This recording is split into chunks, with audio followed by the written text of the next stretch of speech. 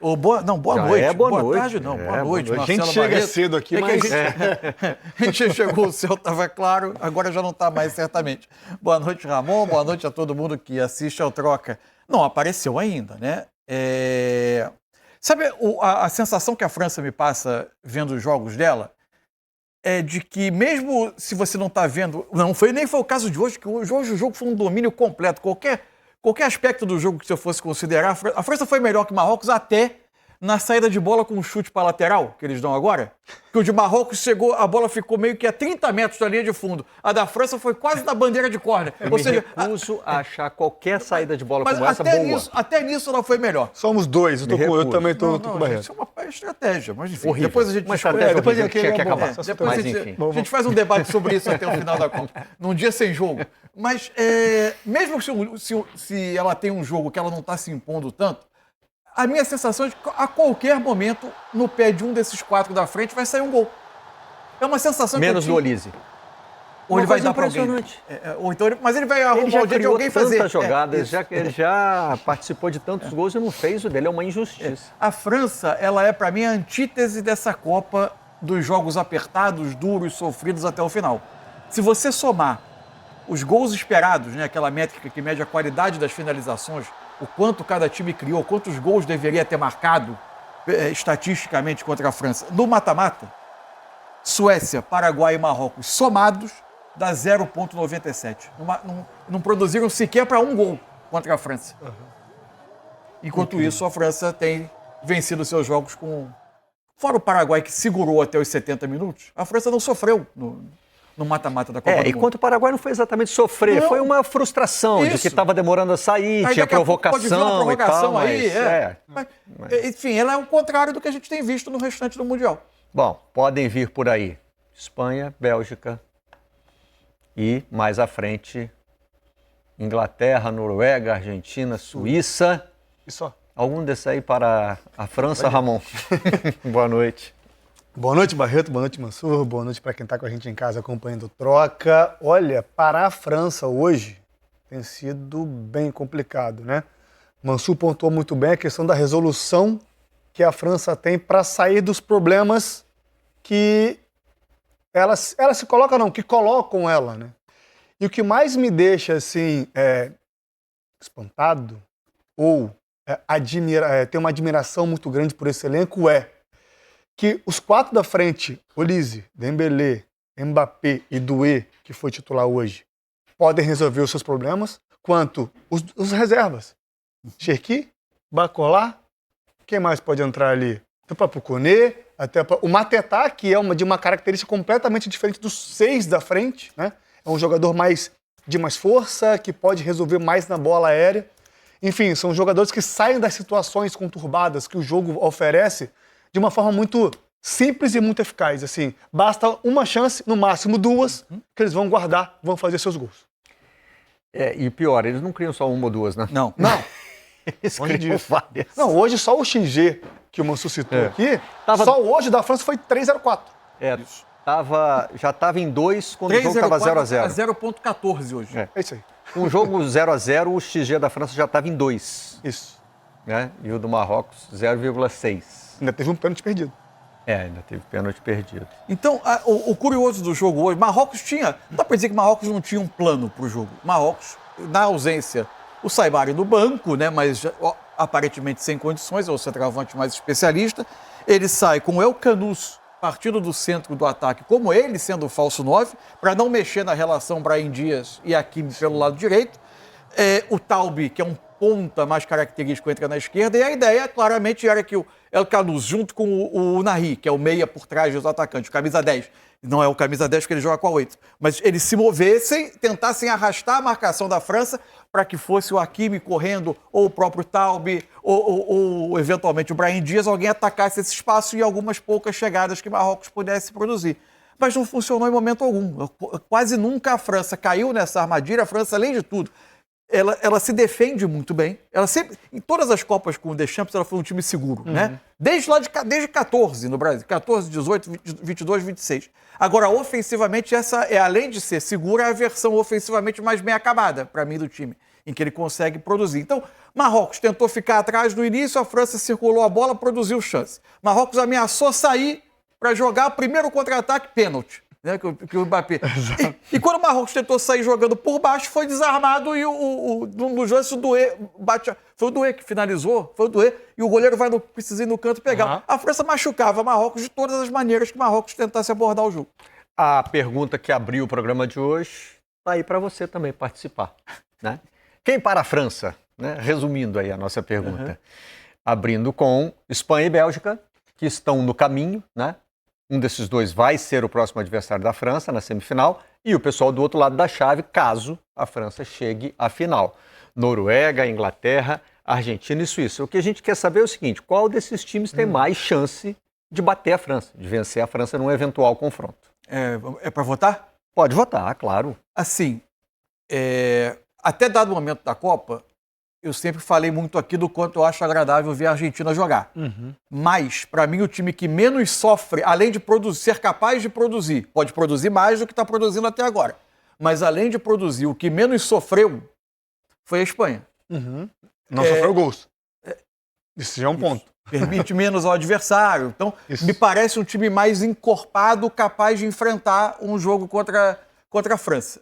Então, o meu voto no momento é a Espanha. Que pode ser o próximo adversário. Pode. Desde que passe amanhã pela Bélgica. E aí todos nós vamos lembrar, né, da última Liga das Nações. Da semifinal, que foi 5-4. Exato. Teve 5-1. É verdade. Mbappé Teve 5-1 para a Espanha, né? e terminou 5-4. Eu vou, para não ficar igual ao Mansur, eu vou na Inglaterra, por mais que eu acho que também a Inglaterra seja um pouco vulnerável. Isso é um bom voto. Nessa transição, às vezes, porque é um time que gosta de atacar muito e se permite ser atacado. E você ser atacado pela França, a gente viu a primeira vez que Marrocos hoje se assanhou para subir todo o seu time, o que aconteceu no pênalti do Mbappé. Foi pela solução que o Thomas Tuchel achou contra o México após perder o Quansá. Ele faz um 5-3-1 e ele enche com os jogadores, com Stones, com o Dan Burn. Ele faz um 5-3-1 alto, de muita intensidade nos lados para conseguir, né, evitar ao máximo os cruzamentos, que é natural. Você, como jogador a menos, você fecha o centro do campo e você deixa os lados para que a equipe faça cruzamento. Então ele conseguiu neutralizar um pouco dos cruzamentos do México e conseguiu ser eficiente nessa bola aérea. Mas é um ataque muito, muito, muito poderoso da França. Eu estava revendo aqui os jogadores de ataque, ainda não citei o Akliouche, que é um jovem jogador que também pode ser muito diferente e muito efetivo. Meia atacante, isso, 10. nesse ataque, né? Aí, ó, primeira vez que o Marrocos subiu, se assanhou um pouquinho, olha o que aconteceu. É difícil. É muito complicado, né? O que me espanta é o nervosismo do Olise, né? Então, porque o tempo... A tensão dele com a bola. Se conduz a bola para dar o passe que é no zero. tempo certo. Quando ele zero.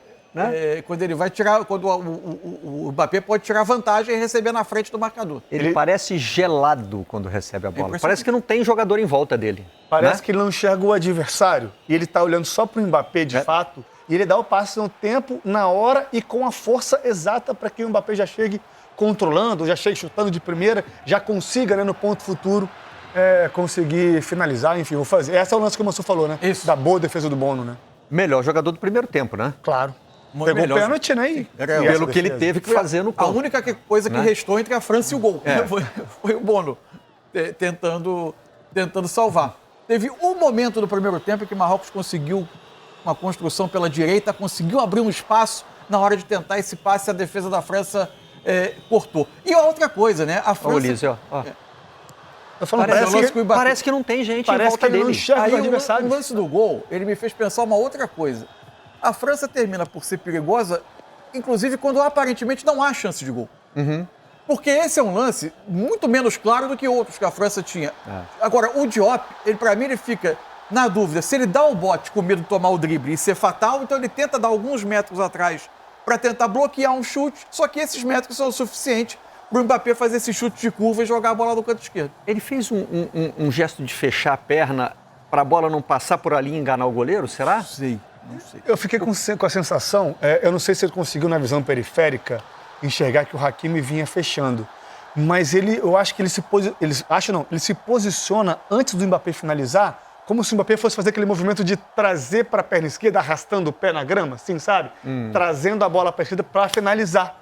Nisso que ele deve ter percebido, escutado, né, a passada do Hakimi, ou viu na visão periférica, ele para justamente porque ele sabe que tem um defensor ao lado dele, o companheiro dele, e o Hakimi fechando espaço. Se o Mbappé tenta fazer esse tipo de movimento, o Hakimi tomava. E se o Mbappé tenta algum drible parado, ele estava na posição para reagir. Só que o Mbappé tira uma chapada, a bola passa no único espaço. Esse replay de trás do Mbappé mostra o único espaço no qual, com o corpo, a perna fechada do Diop, o Bono não consegue ver muito a bola, não tem contato direto, a chapada é espetacular e aí o Bono não chega na bola. Agora, aquele momento que apareceu na televisão, que apareceu agora na sua imagem, para mim, se eu sou torcedor francês, é o único momento do dia que eu vou ficar gelado. Né? Você vê o Mbappé caído no campo na parte final do jogo, você começa a ficar desesperado por notícias, né? Saber o que aconteceu. E ele saiu, né? Ele foi substituído.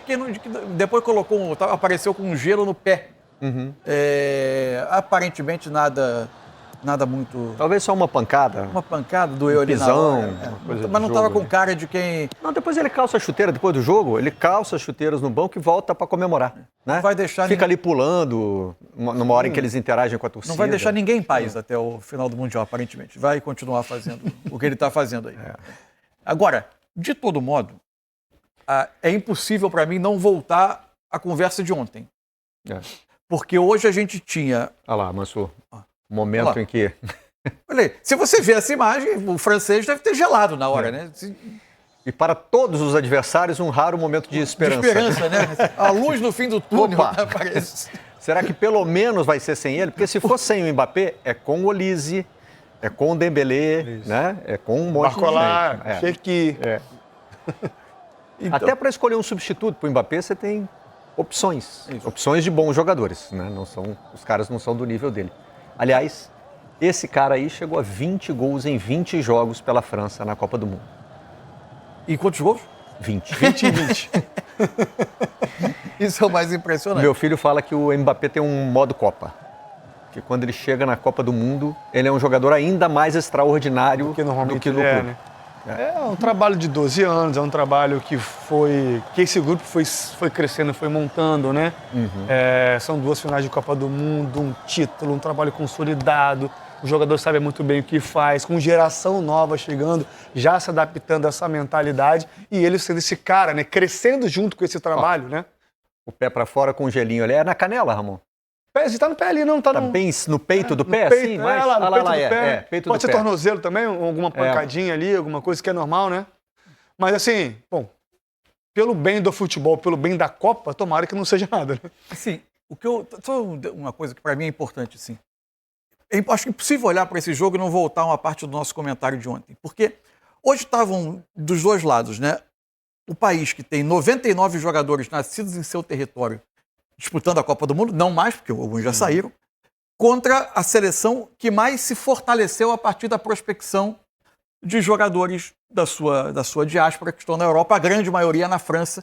Então, o jogo era um símbolo da França como o maior produtor de talentos do mundo e algo que parece muito sistematizado, porque é algo que não para, né? E quem já se debruçou a estudar esse processo entendeu o papel dos subúrbios, dos chamados banlieues da França, né, que são áreas que têm a grande maioria de concentrações de imigrantes, quase todas com o futebol, quadras de futebol, e que já são alvo de prospecção por parte de clubes, da federação, de tentar observar o nascimento de talentos com competições organizadas, amadoras, enfim, uma série de questões. Do futebol popularizado e enraizado nesses distritos, né, da grande Paris. Então, hoje estava em confronto a seleção francesa contra a seleção que mais se beneficiou desse processo. E ainda assim, olha a diferença. Né? Muito grande, né? Por quê? Porque ainda assim, é o que a gente dizia, a tendência é que quem se destaca como elite da elite, muito cedo esteja nos sistemas de seleção francesa. Isso. Com possibilidades, inclusive, de carreira que são eventualmente mais atraentes. E esse sistema capilarizado, porque tem centros de formação em todo o país, lugar. Ele é coordenado pelo centro de Clairefontaine, que é o centro da seleção principal e também das seleções de base. Então tem sempre alguém ali monitorando e atraindo esses jogadores Para jogarem pelas seleções de base E ele da se França. sente visto, Isso. porque é o grande temor, né? E para fazerem carreira. Vocês citaram já, por exemplo, o Boadi, que jogou O Boadi pela até o base início da do ano era a França e base da mudou. França. Aí é um outro caso. Ele estava no sistema de seleções, provavelmente por uma questão. Pode ser uma escolha De profissional pertencimento ou pode ser também, de né? pertencimento. Ele foi a Isso. Marrocos. Isso. Mas ainda assim, não é o normal é que a classe AA ainda seja a seleção da França. Mas como passa por uma decisão, né? É bom Sendo que, esportiva É bom ou que não, você né? que a faça o seleção jogador se francesa sentir diga, visto. olha, eu quero. O né? Issa Diop, esse zagueiro agora, que jogou agora, que no lance do Mbappé tá defendendo, né? Ele estreou pela seleção principal de Marrocos em março.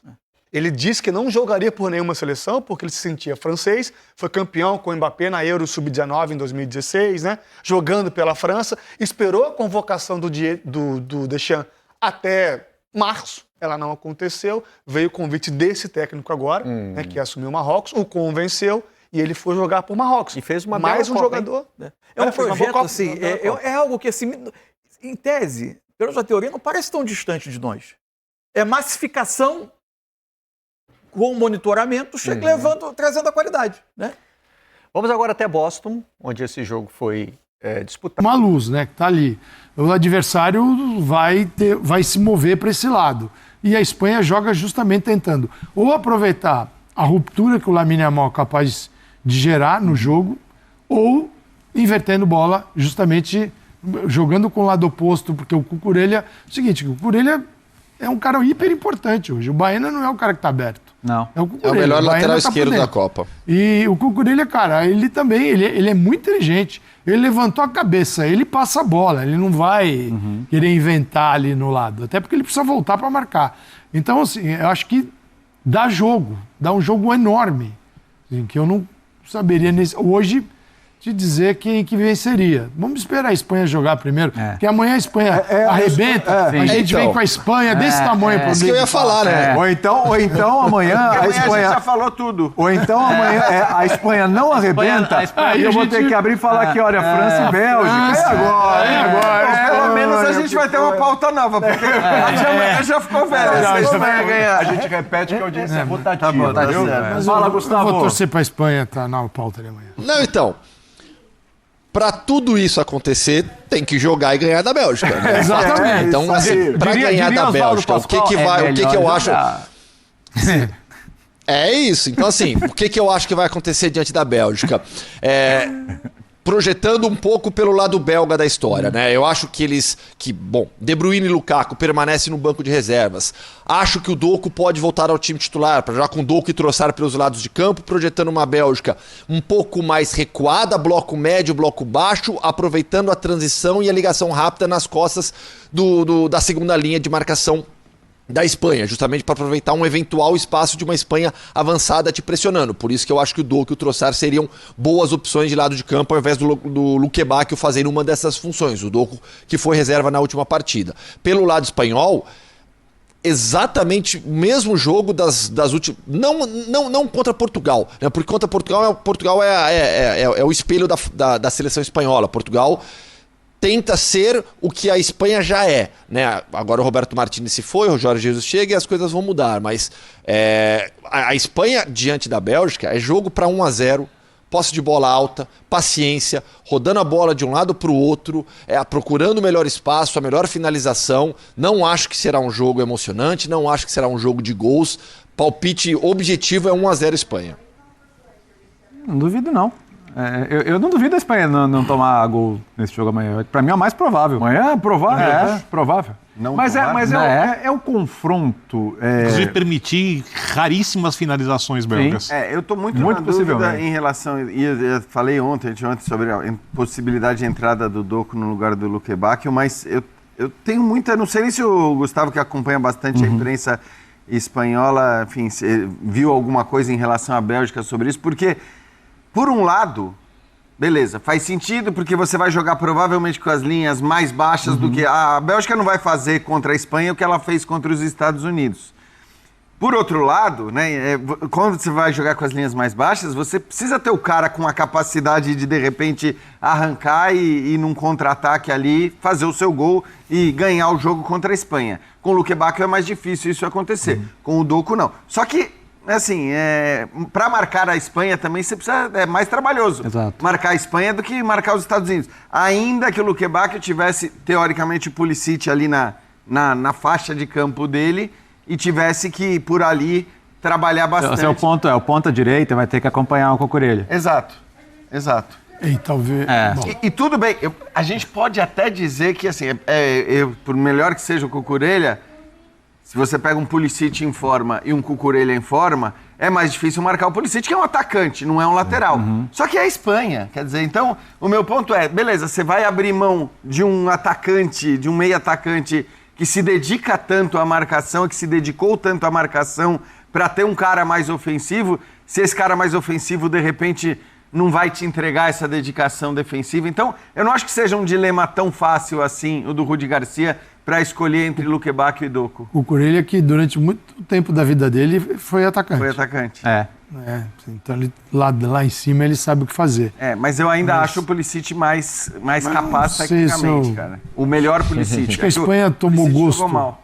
obviamente, né, de não tomar gol, quer dizer, porque às vezes uma equipe que é muito vazada, cara, já faz parte da vida dela no Mundial, ela sabe o peso, né, sabe que precisa fazer gol porque as coisas lá atrás não são seguras.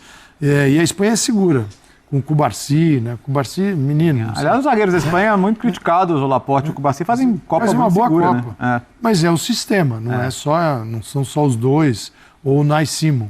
Agora, assim, tem algo que a Espanha tem, que é, se olhar para todas as equipes do Mundial, quando você pensa em Rodri, em Pedri, ou Dani Olmo, ou Fabián Ruiz, ou Baena, cara, você tem um time capaz de encher seu saco jogando por dentro aqui, na frente da sua grande área, é a Espanha. E isso lá na frente, lá não sei se vai passar da Bélgica, mas a Bélgica acho que não enfrentou isso ainda. Se passar a Espanha, a França, os dois volantes da França não encontraram um peso desse, vai ter que mexer na França todinha, se for o caso, porque não dá para largar os 4 com 2, vai ter que todo mundo... Não, senão é engolido. Sim, é um equilíbrio. Então, assim, tem muito jogo e muita Copa diferente para acontecer ainda nesses jogos que restam, que não são muitos, mas são enormes. A gente estava falando aqui do anímico da Inglaterra, né? Depois do jogo contra o México, do anímico da Argentina, depois dos confrontos que teve agora, os dois últimos. E tinha o anímico da Bélgica. Vamos lá, a Bélgica foi buscar um 0-2 lá contra Senegal. Claro que não foi uma boa apresentação da Bélgica, mas foi assim como a Argentina também não foi uma boa apresentação contra o Egito. A gente tem para muitos aí, nós estamos falando de bons resultados. Isso, foi buscar o resultado. Estamos falando de boas... E o jogo contra os Estados Unidos, para mim, claramente... Aí, boa atuação. Aí uma boa atuação.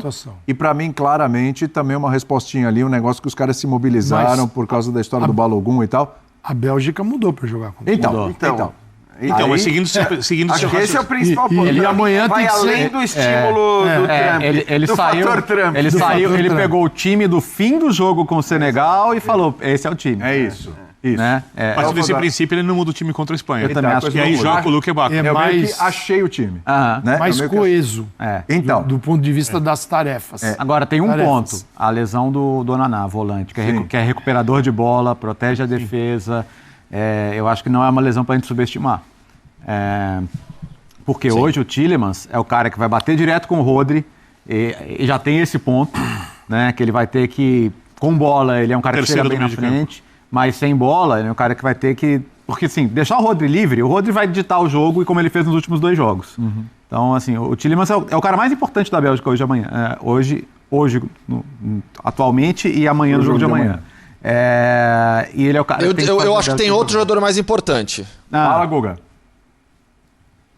Para mim, um jogador que pode realmente fazer a diferença para a Bélgica se chama Thibaut Courtois.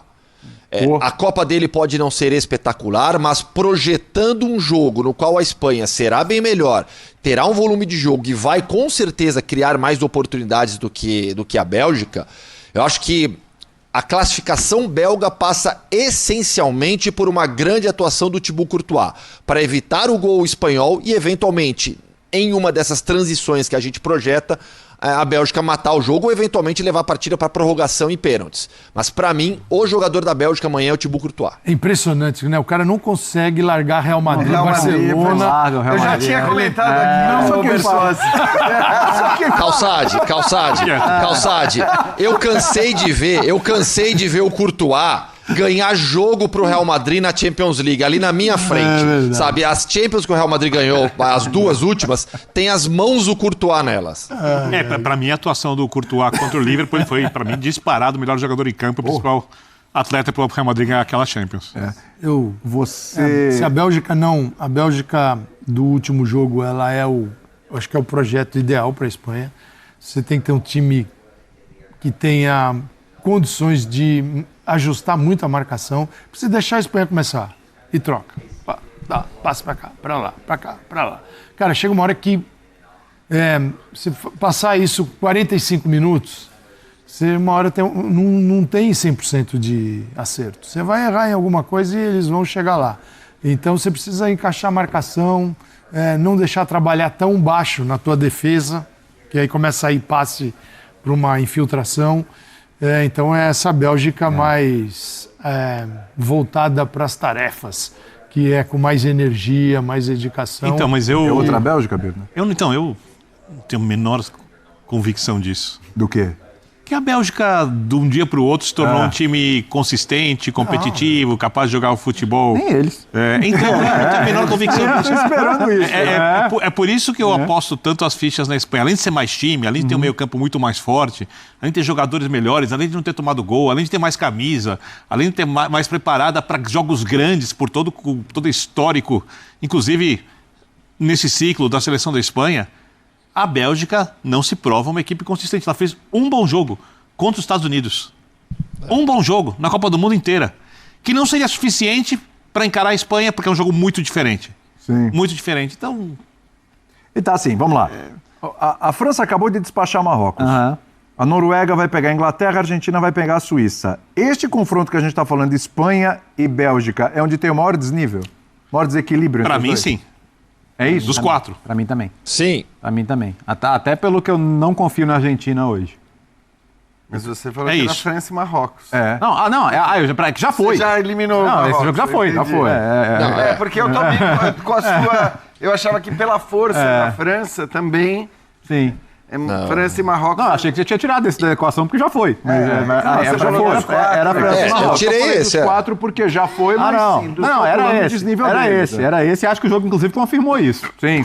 Mas Agora do que dos sobrou... três que faltam, pra mim, é a Espanha e a Bélgica. Isso. Porque eu não confio na Quem tem um Argentina. desafio maior aqui é a Bélgica. Eu não confio na Argentina e eu confio na Noruega pra fazer um jogo duríssimo com a Inglaterra. É isso. Mais eu acho pela que, Inglaterra William, do que pela Pra Noruega. Bélgica precisaria dar tudo certo. Eu acho que agora... A Bélgica pode fazer um outro bom Piadas à jogo. Não tô parte, dizendo que não o vai. Gustavo ele tem razão em relação ao Courtois.